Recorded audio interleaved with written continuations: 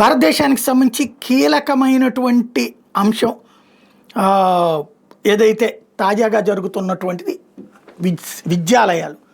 ఇప్పటిదాకా మన వాళ్ళందరూ ఇతర దేశాలకు యూనివర్సిటీలకు ఎందుకు పోతున్నారంటే, ఒకటి అక్కడ చదువు కోసమే మాత్రమే వెళ్ళేవాళ్ళు 10-20%, 70-80% మంది చదువు పేరుతో కొంత ఖర్చు పెట్టుకుని, అంటే కొంత ఇన్వెస్ట్ చేసి అక్కడికి పోతే అక్కడ ఏదో ఒక పనులు చేసుకుని బతచ్చు, తద్వారా కొంత డాలర్లో డబ్బులు సంపాదించుకోవచ్చు. అంటే చదువుల మీద అయ్యే ఎక్స్పెండిచర్ని తామే చెల్లించవచ్చు.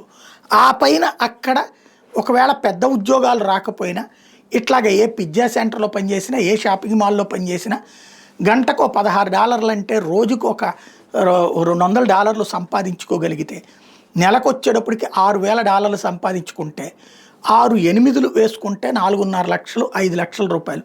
జాగ్రత్తగా రూపాయిని సేవ్ చేసుకుంటే ఇండియాలో 4,80,000 రూపాయల జీతం ఎవరికి లభిస్తుంది? ఇట్లాంటి పైన పనులు చేసే వాళ్ళకి లభిస్తుందా? లేదు కదా. కాబట్టి అట్లా చేద్దామన్న ఆస్పెక్ట్లో పోతూ ఉంటారు. ఇప్పుడు అక్కడ అవకాశాలు పోయినాయి. ఈ మన వాళ్ళ ఆలోచన పసిగట్టి అమెరికా కావచ్చు, బ్రిటన్ కావచ్చు, కెనడా కావచ్చు అనేక రిస్ట్రిక్షన్స్ పెట్టడం నేపథ్యంలో క్రమంగా సెక్యూరిటీ లేనప్పుడు వెళ్ళడం మానేశారు. ఇప్పుడు ప్రతిష్టాత్మక విశ్వవిద్యాలయాల్ని ఇండియాలోనే పెట్టమని ఇండియన్ ప్రభుత్వం చెప్తోంది.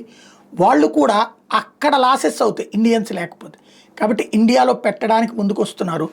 గురుగావ్లో ఇప్పుడు అట్లాంటి యూనివర్సిటీ అన్నటువంటిది తాజాగా రన్నింగ్లోకి రావడం అన్నటువంటిది కీలకమైనటువంటిది. యూనివర్సిటీ ఆఫ్ సౌతాంప్టన్కి సంబంధించినటువంటిది ఇప్పుడు రన్నింగ్లోకి వచ్చింది. మిగతా యూనివర్సిటీలు కూడా, ఈవెన్ మనకి బాబు గారు కూడా అమరావతిలో అంతర్జాతీయ యూనివర్సిటీలు అంటున్నారు కదా, ఒక మంచి అవకాశం ఏమన్నా మన తలుపు తడద్దేమో చూడాలి.